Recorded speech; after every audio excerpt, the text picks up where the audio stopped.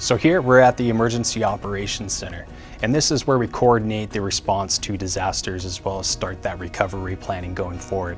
This room is a centralized location where we bring in partner agencies and different organizations throughout the region. We'll have state partners here, we'll have federal partners here, we'll have the responding agencies here. We separate it out into different sections. In an operations section, we'll have fire personnel, we'll have medical examiner, we'll have animal services, law enforcement, medical branch. We'll have a care and shelter branch where they're coordinating the shelter components and the feeding components. We'll have a public works section where they're worried about the roads and keeping those open and moving things along. We'll have info and intel, where they're looking at what's the information coming in, what's the information coming out. We have logistics, and those folks are the ones that are going to be looking to get those resources mobilized to those agencies that are responding that are needing it. And we'll have planning, and those folks are very critical because they're looking ahead for us. We do different shifts here, usually 12-hour shifts, and that planning section, they're not concerned about the shift that they're in right now. They're writing a plan for the next shift that's coming in, so they understand what their objectives are and what their plan ahead is going to be for that next shift coming up. Another crucial part that we have here in Emergency Operations Center is the Joint Information Center.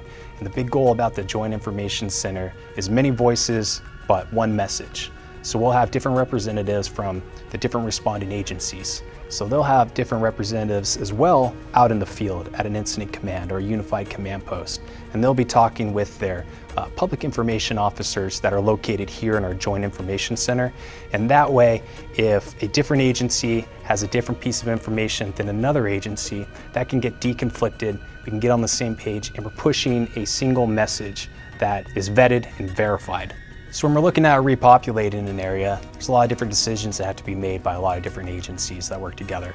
Part of the Emergency Operations Center or Unified Command in the field is to have all those different heads of those agencies, those decision makers together to be able to collaborate on a decision to make sure that everyone is on the same page before we push a message out that an area is safe to repopulate. A fire agency that's responsible will sign off on a repopulation, the law enforcement agency will sign off on a repopulation, and also the County of San Diego Office of Emergency Services, the Director of Emergency Services. And once all the agencies that are responding in that area and have a stake in that repopulation have verified that the area is safe now to repopulate, that is when we will make the move towards a Joint Information Center to push out that information and disseminate it so folks will know that they can come home now.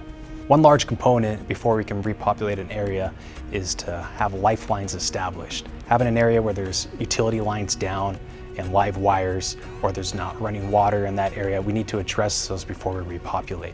So having SDG&E out there, we know that they've done the work that they intended to do and the lines are safe and the area is accessible, as well as water. And if there isn't running water, maybe we need to think about a different way to get water to those folks in the community before we repopulate. So based on the specific disaster's size, severity, and location, and the damage impacts that did occur based on that disaster, that dictates what kind of assistance that we're able to bring in from state and federal agencies to those folks that were impacted by a disaster. Frankly, it takes a very large disaster to bring in FEMA, the Federal Emergency Management Agency's resources for individuals and households.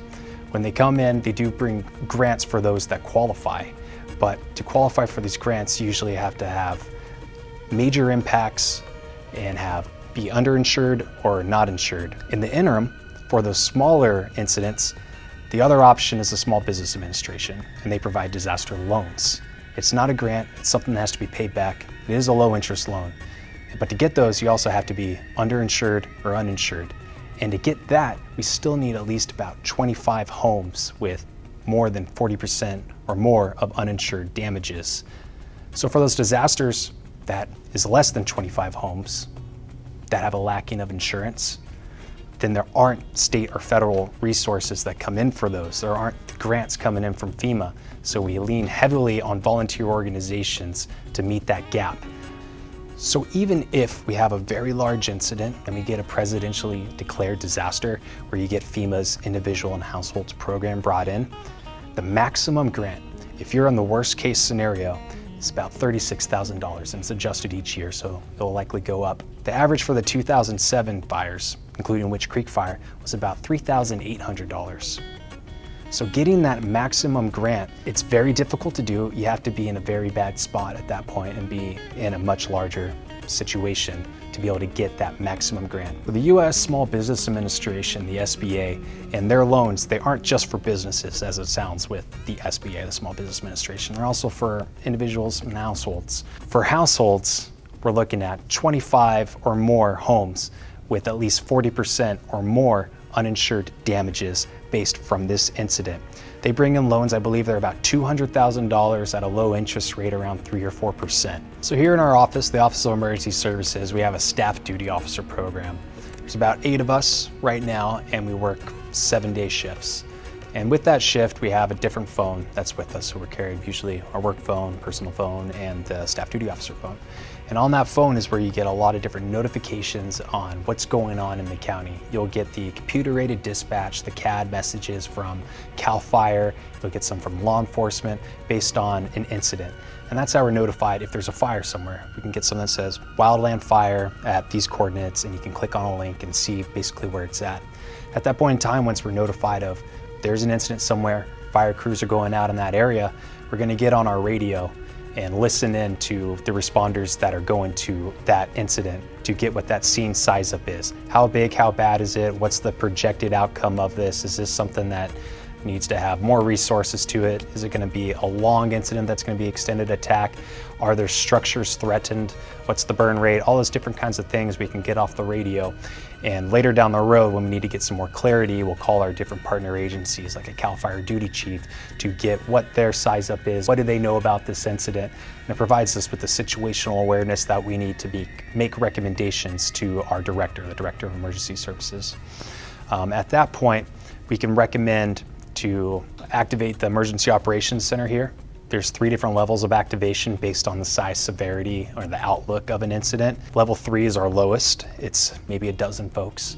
And then level 2 is that middle ground, more of a transition really to level 1, where you have about 100 and 120 different people in this room from all the different various agencies and stakeholders for an incident.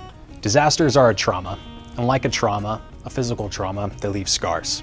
They don't heal the same way, the exact same way they were before. You always see the scar, you always see some kind of impact from that disaster. What we want to do in this recovery process is come back not to the normal of what it was, we want to come to a new normal. And when we're rebuilding communities or rebuilding infrastructure, we want to utilize any kind of mitigation measures that we possibly can to rebuild communities more resilient to future disasters. So in that way, we use those lessons that we've learned, and we can make our communities more robust and better off for anything else that comes down the road in the future.